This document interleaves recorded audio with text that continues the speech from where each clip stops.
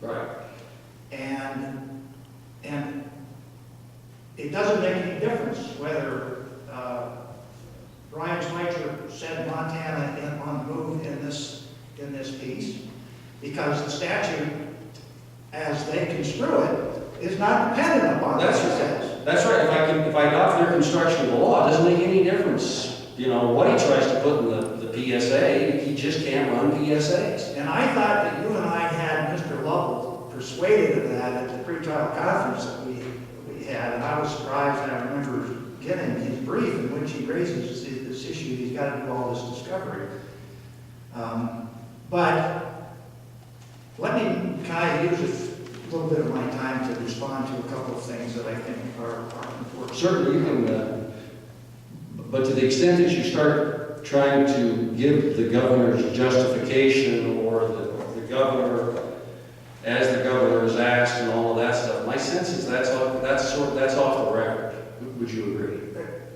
I think that... I mean, that's not relevant to our determination.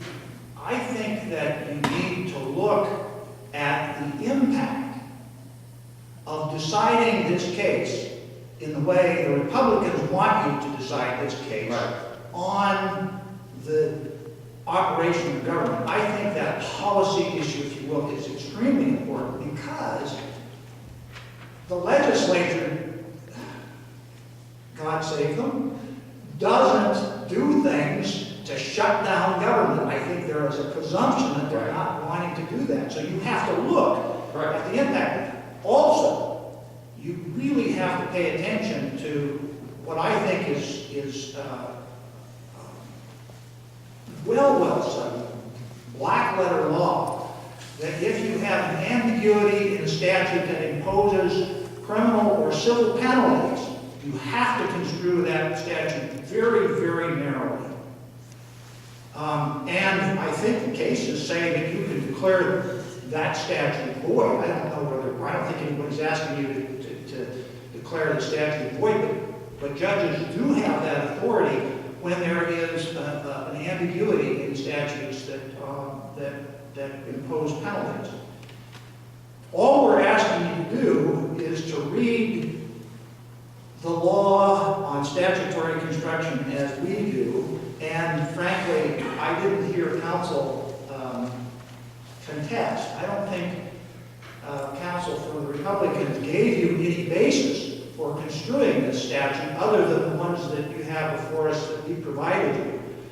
They claim that this statute is clear on its face, there's no ambiguity, and that the government violated the law. That's their position. But clearly, I can't, counsel's own suggestion that editors around the state would bristle at the fact that this was an ad, that this thing with Mr. Johnson's was an ad, when it was clearly an op-ed piece. Well, it was something that he created, and he caused to create it, permitted to be created, sent to the newspaper, has his picture on it. The statute prohibits that if you adopt their view of the statute. I don't think that's what it said. I think it's just flat impossible to know what the legislature intended to do. I think it's impossible to tell what the legislature did. I think what they intended to do was to keep Bob Brown's successor and Mark O'Keefe's successor from using monies to pay for the production of and pay for the airtime associated with I was in this courtroom that O'Keefe did those ads right in this room. And he had a big production company that came in and they had all kinds of money to pay for that. I think that's what Bob Brown was getting at. I don't think that Joe Tropila, Joe Tropila ever intended for his law to keep the governor from asking the people of Montana to thank farmers. In fact, let me comment on a couple of other things. And I think that you honed in on those as you were talking with counsel.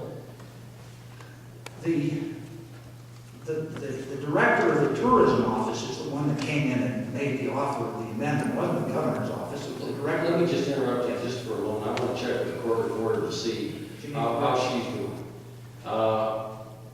So let's go off the record for a moment, and we'll come back to the